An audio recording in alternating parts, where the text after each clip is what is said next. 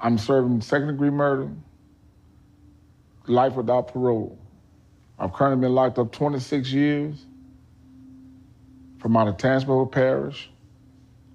I was 18 years old when the crime committed. I was raised by my mother and my grandmother. My father went pretty much in my life till I grew up some. My grandmother was a loving, caring person that took us in and shared, fed us, clothed us, made sure we had the best things, kept us in school, provided for us. And my mother was, I always looked at my grandmother as my mother, and my mother as like a sister because we were so close apart. My mother had me when she was 16, and she became 30 and I was 16 or whatever. We were like sisters and brothers because we were so close. But as time carried on, my grandmother passed away, and first time ever, I called my mother Mama. My football coach was my mentor. He took me in, took care of me, and molded me and showed me what a father that I never had. Like I said, my father was never in my life. And he showed me that this is what you have to do to become a man. And he gave me the guidelines, and he pretty much molded me. I would walk to practice because I never had, my mother could have a chance to carry me to practice all the time, going to her job. So I would walk 5 or 6 miles to school to practice. And people used to see this and say I was so dedicated that that's how my life began on the streets.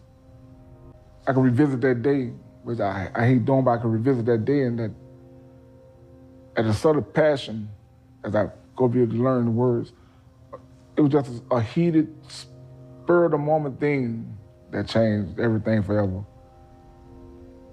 I'm sorry that it happened. Should have never happened. Remorseful for the whole situation that it did happen.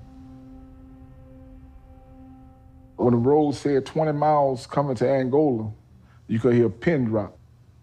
So now I see that everybody had the fear. Because at first I was like, well, I'm not gonna be scared.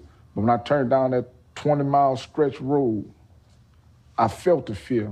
And it was like, it kept going and kept going. And I felt when I got to Angola, when I got to that front gate, I was drenched in sweat. Like, man, wow, it's surreal. It was 2:30 that night. And I walked in a dormitory with 64 other guys. I made the bed one bed. I made 64, so I was like, wow.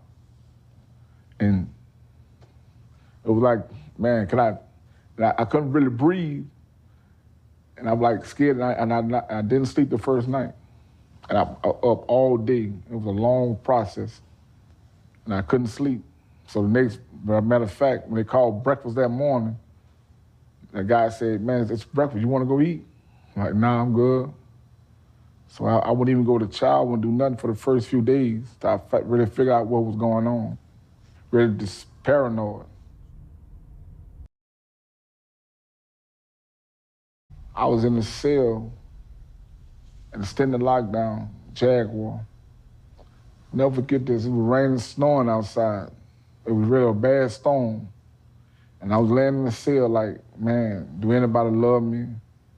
This day I wanted to really give up or whatever. Because there's a lot of time that people don't say about breaking points. But believe me, every man got a breaking point. And at a certain time you wouldn't like, how much more can I take? So sitting in them cells all that time like hurt my family because they can't see me physically. They're gonna see me behind screens and stuff, and that really hurt me and hurt them. So I was like, wow, could I just end this right here and just let it be? But during that time, me thinking about that, the SARS hit on my bar and said, man, look, get ready, you got a visit. I said, a visit? I said, man, I can't have no visit, man, it's storm. I know my mom ain't coming up here in no storm and no bad weather, it ain't gonna happen. But this particular day when I was going through I was really having a bad time, my mother and my auntie came, and I felt like it was some act of God because I was at my lowest point.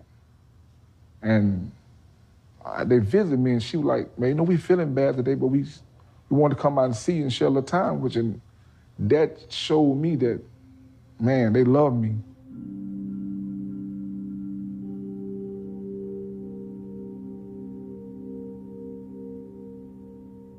that same day when we was visiting in behind the screen. The man felt so compelled at what they did, he pulled a chair outside and let us visit inside. So it was like, that was a change, because I like, this man was so mean and so always hollering and stuff, but this man had a heart. And he seen it when it happened. He said, man, I can't see it that your family came in this bad weather and they sick, that you could visit behind us. So he gave us the time to visit. And even though after that, I may have had a few little brought in, bumps in here and there, I was really clearing myself up. And everything from that point on just changed. And I never went back to that old person.